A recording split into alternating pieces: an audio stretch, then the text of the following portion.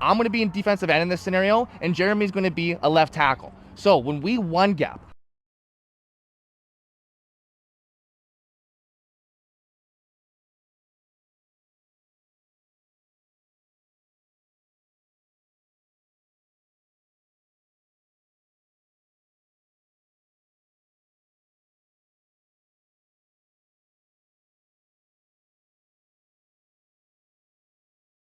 I want to tighten up my stance just a little bit more because I want to stop the edge right here. In pass rush, yeah, you can wind down a little bit, but if I want to be in a run stopping position, if I'm too far out and Jeremy's going to come all the way to me now, I've already lost 2 grounds of edge control where I could have stopped him at. So first thing is, if you know what to run, if the running back's on that side and you think he's going to be coming down to me and it's going to be a down block, get tighter to the offensive lineman, please, okay? First thing we do in one gap is make sure that we're not just pointed upfield in our stance. We are angled a little bit at the offensive lineman, so if I have to take my first step, it can be behind his foot. Perfect, a lot already happening before we even get into the one gap, okay? So now when we one gap, I want to be able to take a step and strike at the exact same time, right? So I'm going to step and strike at the exact same time, right? I obviously want to get a lot lower, right? I'm trying to demonstrate right now. So when I strike and step at the exact same time, I don't want to walk into it and bench press him off, right? So it doesn't look like this, right? It's got to look like this. Step and have my arms fully extended, because with my arms fully extended, I am in a stronger position here to hold a big offensive lineman. If I'm like this, he's going to bury me every single time. So let's even walk through a demonstration. If I attack Jeremy with bent arms on my one gap, I can't bench press them off like that. It's impossible, right? They are naturally way bigger than us. So what I teach first and foremost, before we even get into hand placement, is arm extension when I make contact. So when Jeremy, when he comes, I step, extension and contact at the exact same time. So now I have space to shed and I can be stronger with my arms out. It feels like I'm a rod right now. When you're trying to bend a steel rod, when you're out like this, you can't bend a steel rod. When you're like this, I can maybe bend a steel rod. Probably not. Well, just think, if Nick's like this, everything's lined up, and I try and push him, I'm pushing. Am I pushing? I'm pushing.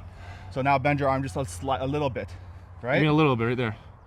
Yeah, it's a big difference. Big difference. Well, that's a great visual cue. Now that we figured out that we need to step and get extension before we make contact, a big thing I see with my young defensive linemen is that they need to have it at eye level. A lot of the times people strike and they have their hands up like this. If I strike Jeremy with my hands up like this, am I powerful at all like this? No. No, not at all. Am I powerful eye level? I can control him. Oh, I can't control Jeremy like this, right? So fourth, third, or fifth thing there, because I said so many, is that we need to make sure we are at eye level. I can control a dude like this.